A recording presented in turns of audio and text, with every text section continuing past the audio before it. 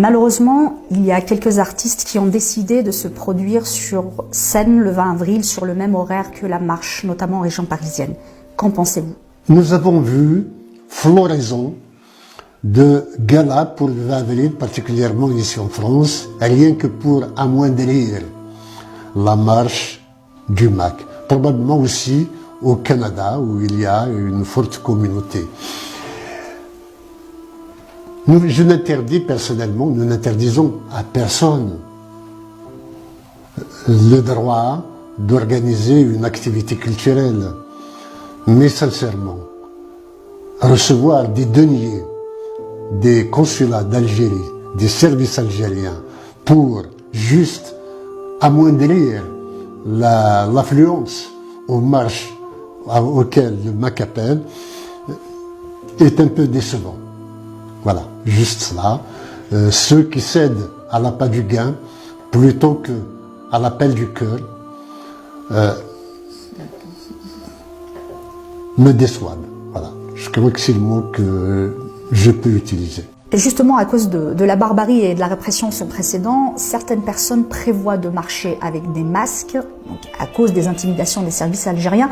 Est-ce que vous encouragez cela? Je ne peux pas empêcher les gens de venir avec des masques s'ils le veulent. De toute façon, ils manifestent leur volonté de commémorer des sacrifices de la Kabylie, et ils peuvent parfaitement, en raison de la répression, essayer de s'en prémunir.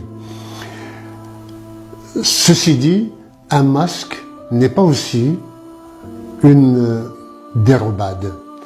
Ça a une valeur artistique importante.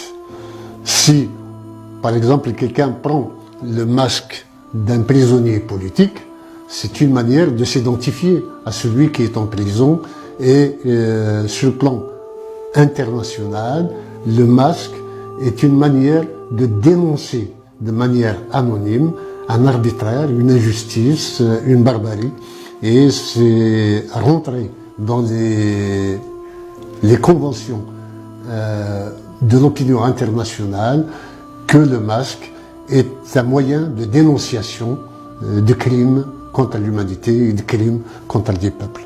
C'est ce qui est le cas. Donc ceux qui veulent porter des masques lors des marches, ils sont tout à fait autorisés à le faire. Voilà. Et surtout, si vous prenez des masques, prenez ceux des prisonniers politiques, voire des condamnés à mort. Le MAC et la NAVAD ont également appelé à des actions en Kabylie. Cela n'est-il pas trop risqué? Le risque ne doit pas être vu de ce côté-là. Dès la promulgation de l'article 87 bis, j'avais demandé aux militants de ne pas se cacher, de ne pas rejoindre la clandestinité, par crainte que ceux qui se cachent allaient être accusés d'actes terroristes qu'ils n'ont pas commis, que le régime commettrait en leur nom. Et par contre, je leur ai demandé, quand ils sortent, d'avoir toujours des témoins avec eux, pour qu'on ne les accuse pas de choses qu'ils n'ont pas commises. Et aujourd'hui, avec le terrorisme qui sévit en Kabylie, j'ai appelé quand même à des actions. J'appelle à des actions pacifiques.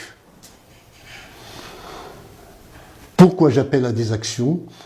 C'est par devoir de mémoire que à Qaïs Sawalen, ce grand magique qui appelle de l'intérieur et des profondeurs de l'histoire de la Kabylie, chaque conscience kabyle doit rester vivante. C'est une flamme qui ne doit jamais s'éteindre. Donc l'appel restera toujours là, qu'il soit honoré ou pas honoré. Mais l'appel est du devoir de la NAVAD de le lancer. Et moi, en tant que président et du MAC et de la NAVAD, j'ai l'obligation morale d'appeler à la marche pour entretenir ce lien avec l'histoire et lier notre passé à notre avenir.